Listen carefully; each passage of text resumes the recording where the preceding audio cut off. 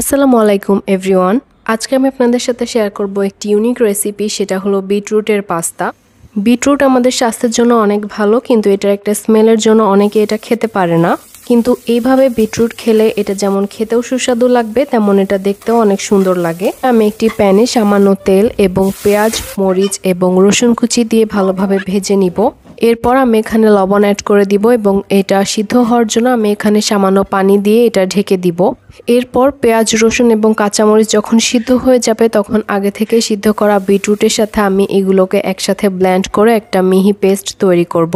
এরপর ওই প্যানে আমি কিছুটা তেল এবং ময়দা দিয়ে ভালোভাবে এটা নেড়ে নিব এবং এরপর আমি এখানে অ্যাড করব দুধটা অ্যাড করার পর ভালোভাবে নাড়তে হবে এবং একটা সসি কনসিস্টেন্সি আসা পর্যন্ত আমি এটা নাড়ছি। এরপর সেই বিটরুট আর পেঁয়াজের পেস্টটা আমি এখানে অ্যাড করে দিব এবং সেই সাথে দিব স্বাদমতো লবণ এবং গোলমরিচের গুঁড়া। সবকিছু ভালোভাবে মিশিয়ে নিয়ে সেই সিদ্ধ করা পাস্তাগুলো আমি এখানে দিয়ে দিব এবং কিছুক্ষণ রান্না করার পর তৈরি হয়ে যাবে এই মজাদার বিটরুটের পাস্তা।